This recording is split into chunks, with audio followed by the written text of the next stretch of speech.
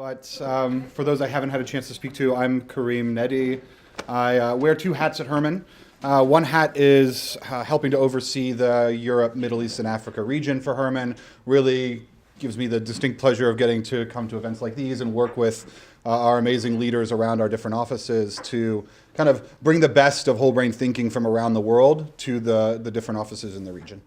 The other hat that I wear at Herman is as the head of global innovation, which means new products, new ventures. And really what I'm in this role to do is to kind of take this great foundation that we've built over 30 years of whole brain thinking and applying it to all sorts of different areas. Focus on the areas where we think we have the sort of the greatest point of view, the most to say, and really developing all sorts of new tools and applications that extend the journey of the thinker, that individual who's sort of transformed the moment they get the HBDI and see things in a new light, really extending that journey, how to apply whole brain innovation within your organizations. And so I'm based in the UK. Our UK market is sort of our sandbox or our laboratory for getting to try out new types of ideas. And I've been working with a lot of our large global clients around some new approaches for innovation using whole brain thinking and really making the most of whole brain thinking to affect and improve innovation outcomes. To start the discussion, I want to come back to those three big ideas that Alexander spoke of yesterday. And these are, again, these areas where we feel like we have a real point of view, right? Something to say, and the things that we're going to be really working on in the coming years to develop new insights, new products, new tools for our practitioners to use and for us to use directly with thinkers, as well as the teams and organizations that they're a part of. So the first one is thinking agility, and really the idea there is how do we develop leaders and individuals, teams and organizations that can adapt and thrive more quickly. We see agility as that ability to consciously shift your thinking, and it's based on the understanding that whole brain thinking and the HBDI provides. But you know, as many of you have probably experienced in debriefs, one of the first questions you get is, well, I'm low on green. How do I get more green, right? And so we see that ability to stretch your thinking because there are always going to be situations that require it in this volatile, uncertain, complex, and ambiguous world.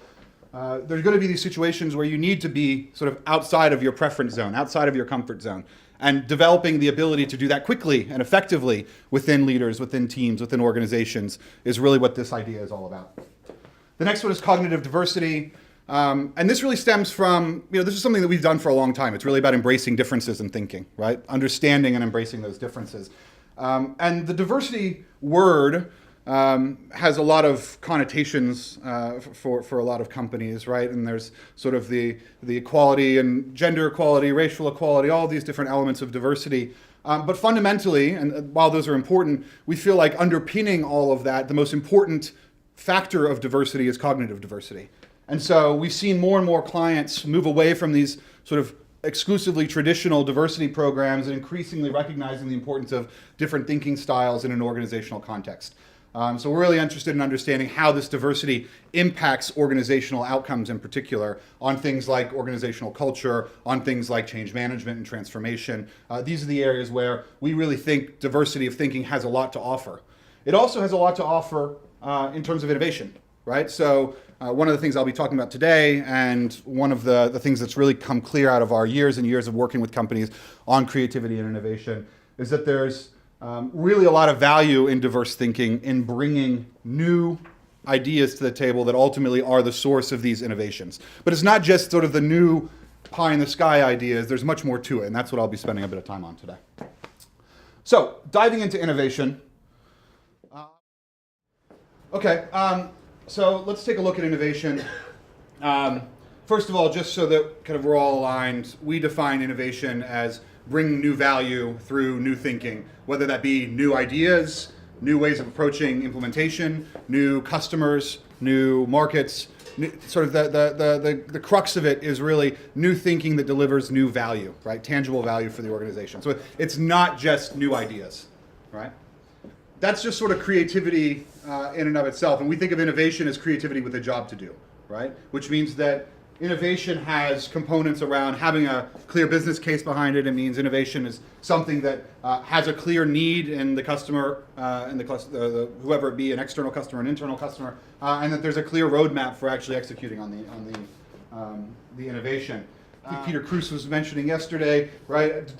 Diversity of thinking is really important in determining a team's effectiveness, and that applies to innovation. And most specifically, the way that individual thinkers interact on an innovation team is critically important.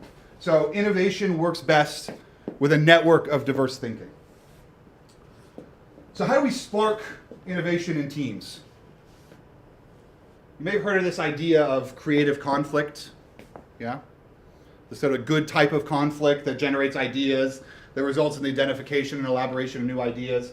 The basic idea here is we need friction in order to ignite sparks. We need to put oppositional forces in terms of thinking together in the right way to generate the sparks that create good new ideas. Simply put, no thinking diversity equals no friction equals no sparks. And sparking innovation in teams is really what we've been doing.